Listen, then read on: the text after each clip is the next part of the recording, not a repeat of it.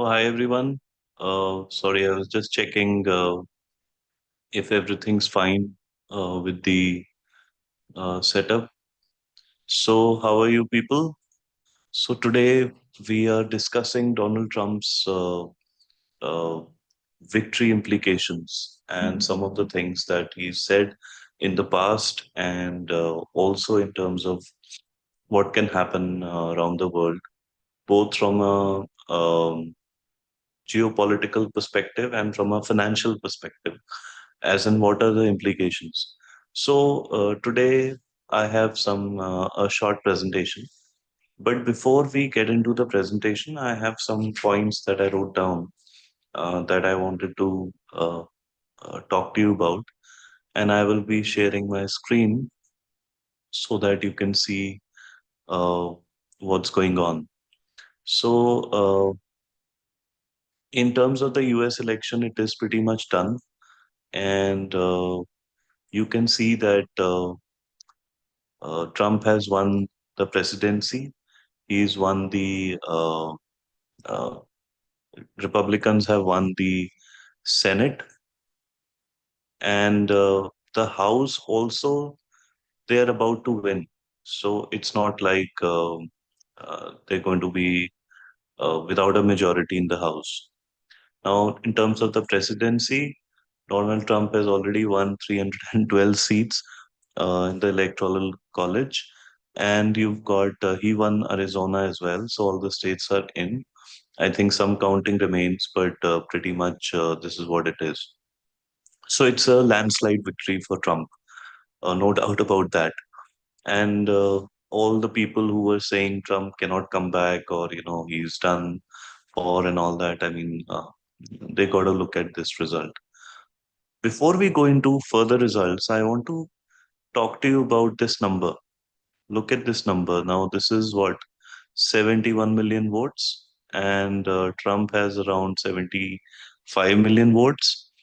And I think there is some 28% from California remaining. So Kamala Harris could go up to, let's say, another uh, 300, 400 thousand votes, or maybe a million or 2 million.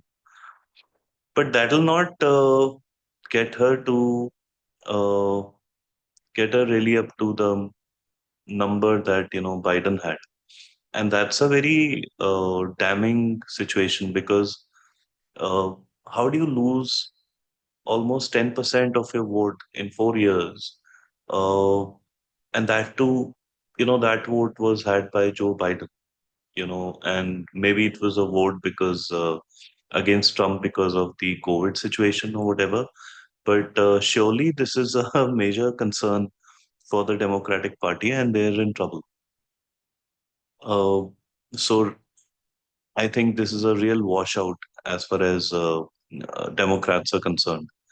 When it comes to the Senate has 100 members, of which only one remains to be announced, the result of which, and 46 are more or less Democrats, with two independents in it, including, I think, Bernie Sanders, and 53 is GOP.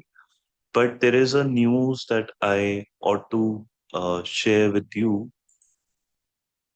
which is uh, which is going to be interesting because even though it looks like Donald Trump is well and truly in power and all that, but it'll all depend on how he controls, uh, people within his party and so on.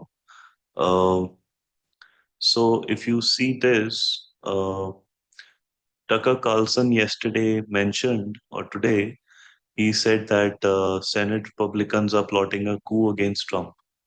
So they are trying to take away, as in they're trying to appoint somebody as the leader of the Republicans in the Senate who's really opposed to Trump. And if that happens, that'll be a problem for Trump because Senate is an important house for getting a lot of things passed.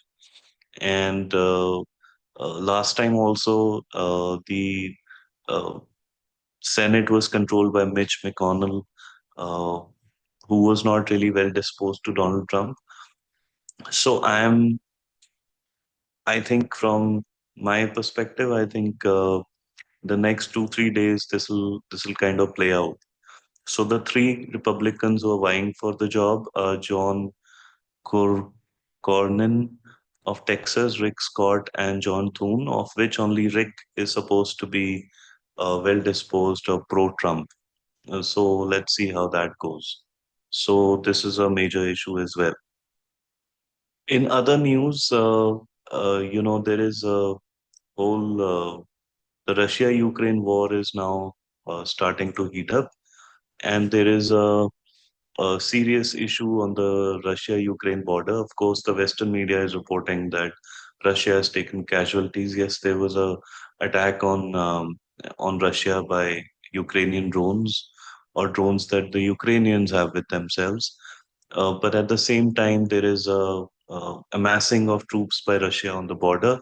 So before January 20th, Putin probably wants to change the situation on the ground so that he gets a better bargaining chip when the negotiations happen, because negotiations will happen. So that's the other news. Then there is the fact that the tech companies in the US are really keeping quiet this time, and they are not saying a word against Trump. And that's a surprise because all the tech companies are really ranged against him. And today, my presentation will go into some of the things that can impact the tech companies. But I read a report wherein the tech companies are trying to kind of tamper down their employees from being too expressive in their really radical views within the companies. So at least that's what the Economic Times reported. So I just share that with you. In terms of the geopolitics, there's one more item which is Bangladesh. So we know that you can watch a video I made about this earlier. There was a coup against Sheikh Hasina, who was the prime minister of Bangladesh, and she was ousted. She escaped to India. She's in hiding, and she was supposed to be very pro India. And now the person who's in charge there, Muhammad Yunus, is a very pro America kind of guy. So there was a lot of commentary in India, especially that this change of regime was kind of manipulated, managed by the Americans. So when Trump comes in just before the election, I think 3 4 days before the polls, so I think on 30th October or something, Trump tweeted in which he mentioned that Hindus in in Bangladesh, have to be protected amongst other minorities. Now, that's the first international leader of any standing who's really stood up for Hindus in Bangladesh. It's going to be a major issue for India to resolve. So that's something that will be of great consequence to see.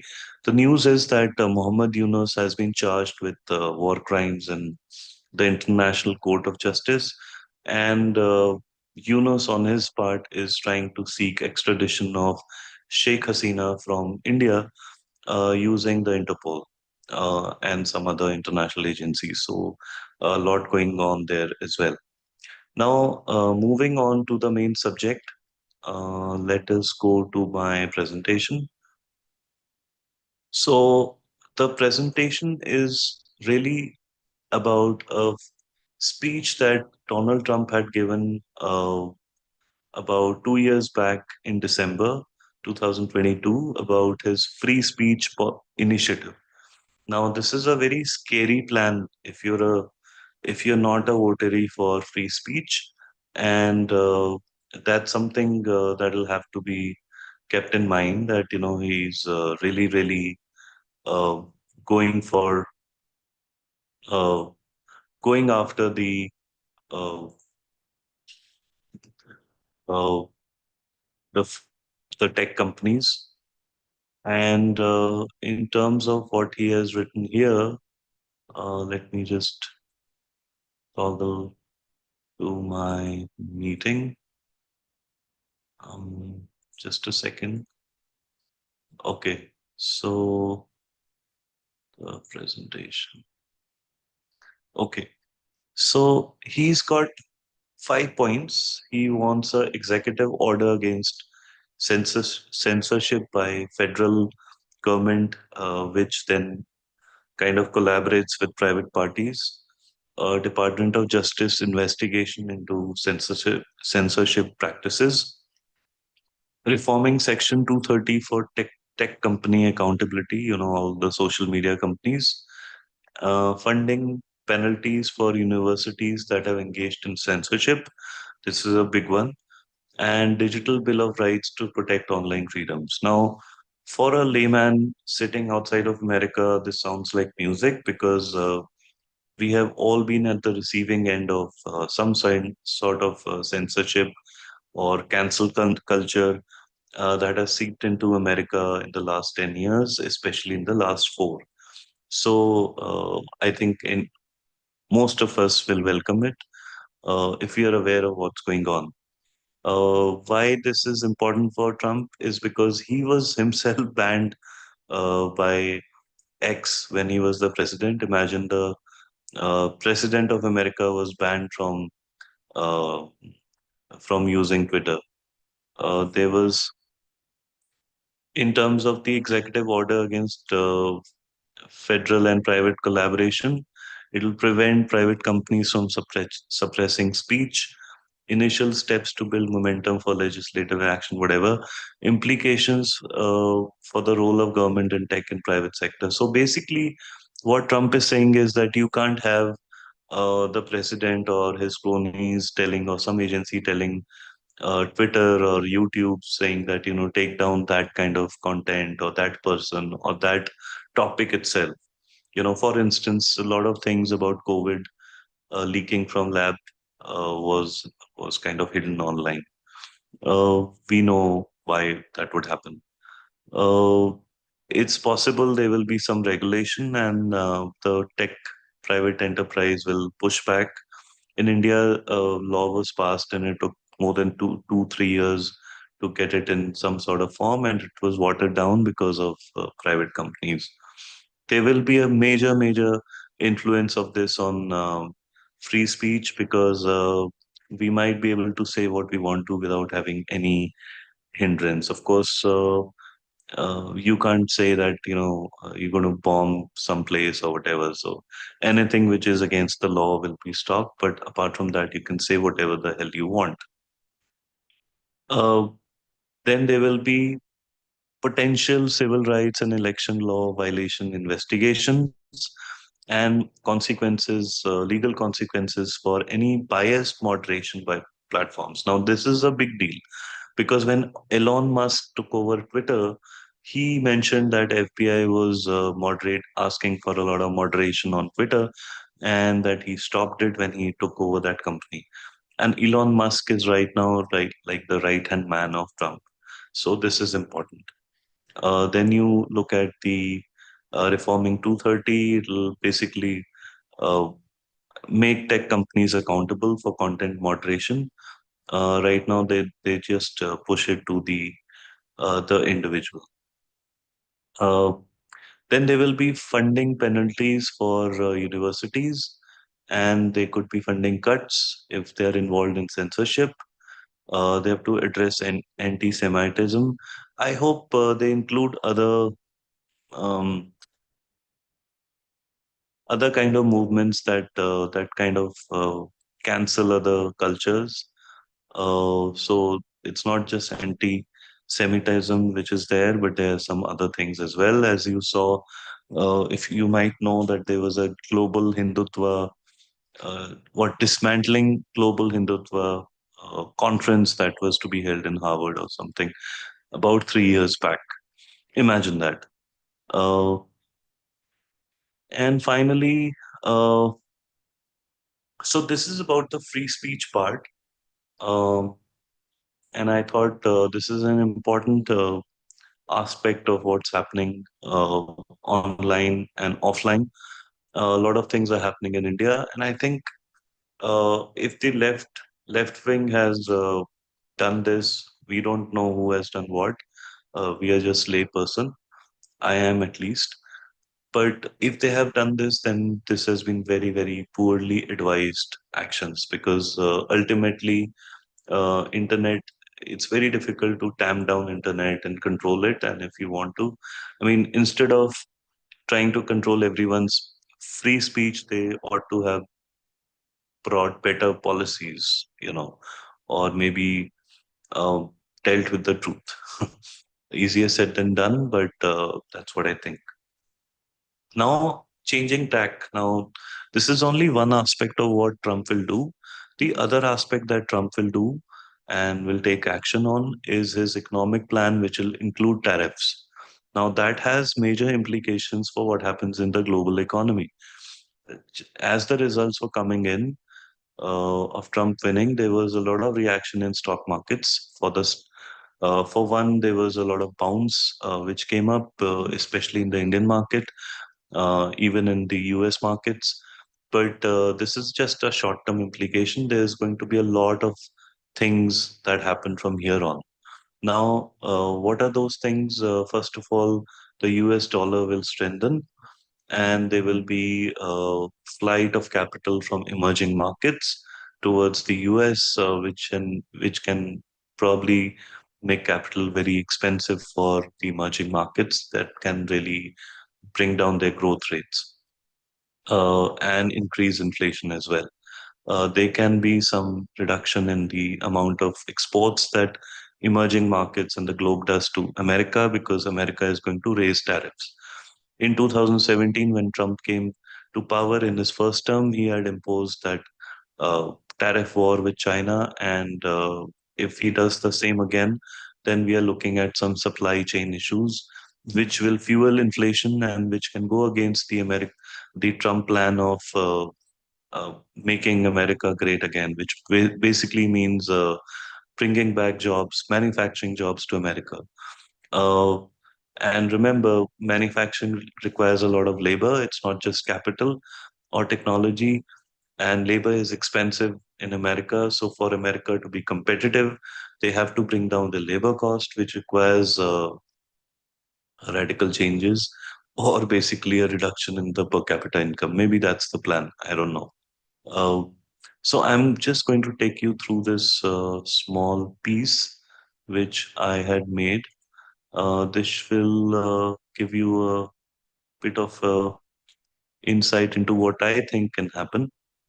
So there has been a lot of mm, movement towards de-dollarization since the COVID and then the Ukraine-Russia war, because the Americans are too quick to sanction countries, and that really doesn't sit well with countries that have huge dollar reserves, and they are scared that the moment they went against the Americans on some issue, their dollars will become zero, and no one wants that. So this is a major, major problem, and I think the movement towards de-dollarization will continue, and that will have some implications. What are those implications? Short term, uh, strong dollar will benefit the US, but the debt costs will be raised globally, as I mentioned.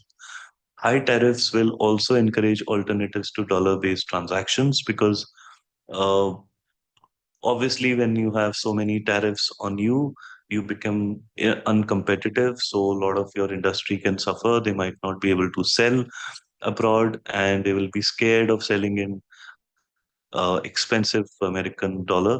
And also, with the threat of sanctions, they would look for other currencies. BRICS has already last month announced that they will be trading in local currencies. India is doing as well. So they are considering currency diversification. If currency diversification happens, that in the long term will weaken the dollar. There will be expectations with de-dollarization. So if there is a 60% tariff on China, then this will again push away diversification or rather push diversification. The US energy independence may reduce oil imports. This will impact Saudi Arabia and other countries who will be uh, looking for non-dollar deals because supposing Saudi Arabia doesn't sell to America, then it has oil, but it doesn't have a buyer. So it'll push down prices, which is good for emerging markets, but not so good for oil producers. And as a strategy to kind of dominate the world, the Americans might want to increase their oil production and control OPEC indirectly. Uh, Finally, there are other security implications for de-dollarization. It'll weaken US leverage in terms of economic sanctions. Obviously, if your balance of your foreign exchange is held in 10 currencies rather than one, you will not be as scared of sanctions as you are right now. The fragmentation can lead to new blocks, like the BRICS, for one, is now making a pitch for a new currency. And this will also alter the whole global geopolitics because countries that are intertwined from a currency level will have interest not to fight each other, like India and China, for instance. So these are some very interesting implications. In the long term, I expect the dollar assets to reduce because there will be less demand and there will be incentives for regional trade networks outside of dollar. BRICS and other groups might push for a currency basket as an alternate to high tariffs. So therefore, these seemingly simple decisions by America, which is tariffs and the free trade, the free speech policies by Trump, will reshape the whole world. Just these two things, and these are the two things that you ought to watch. And so that ends my presentation as of now. Um, 1 second. Let me. Yeah. So that was my two bits about Trump's two major policy planks, which will be free speech and high tariffs, which is free speech but high cost of imports. I don't know how to synchronize them into a slogan, but he called it MAGA, which is Make America Great Again. Even if he succeeds, it'll be at the cost of dividing the world into dollar, non-dollar, or into blocks of countries that use dollars and countries that don't use dollars that much. So this will be very interesting. I support Trump. I even support his tariff plan to a large extent, but the implications are very, very interesting. And I support it because it hurts China. Being an Indian, we would want a piece of that manufacturing pie. So surely we have to see what happens from here on. But this was uh, my thinking at this point from what is coming down the pipe, January 20th onwards. But before January 20th, there's going to be action in Russia, Ukraine, and there's going to be action in the U.S. House of Senate or even the Congress. I think they will try and take those two away from Trump so that they can control him in one way or the other. Otherwise, Trump can just run away with whatever he wants to do. And I don't think deep state would want that, or let's say the Democrats will not want that. So they will find a way to, hinder him, deny him, delay him, and the next 70 days look very interesting. So this was Summit from Talks on Ground. Hope you enjoyed this. We'll be back with more later on this very subject and much more. And keep watching. Please like, share, and subscribe to the video and the channel if you like this. Bye bye. Take care.